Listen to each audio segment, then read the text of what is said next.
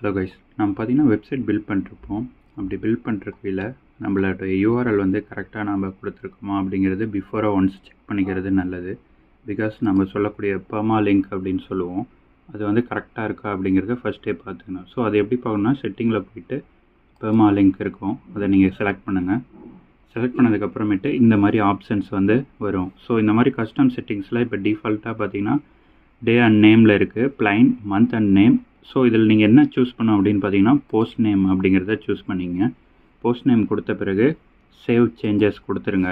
நீங்கள் இதை வந்து பிஃபோராக சைட் ரெடி பண்ணவிலே வந்து இதை நீங்கள் கொடுத்துக்கிறது ஒரு நல்ல விஷயம். இல்லாட்டி அப்படின்னா ப்ரோக்கன் லிங்க் ஆகிறதுக்கு சான்சஸ் இருக்குது. ஸோ அதை நீங்கள் ஃபிக்ஸ் பண்ணணும். ஸோ இன் திஸ் கேஸ் நீங்கள் இயர்லியாக இருக்கிறீங்க அப்படிங்கிற பட்சத்தில் இதை நீங்கள் சேஞ்ச் பண்ணிட்டீங்கன்னா உங்கள் வெப்சைட்டை பார்க்க ஒரு யூனிக்காக இருக்கும். லைக் எப்படி வரும் அப்படின்னு பார்த்தீங்கன்னா, உங்களுடைய டொமைன் நேம், அடுத்து வந்துட்டு உங்களுடைய பேஜ் ஆர் போஸ்ட் நேம் வந்து இங்கே அப்பியரன்ஸ் ஆகும். ஸோ தேங்க்ஸ் ஃபார் வாட்சிங்.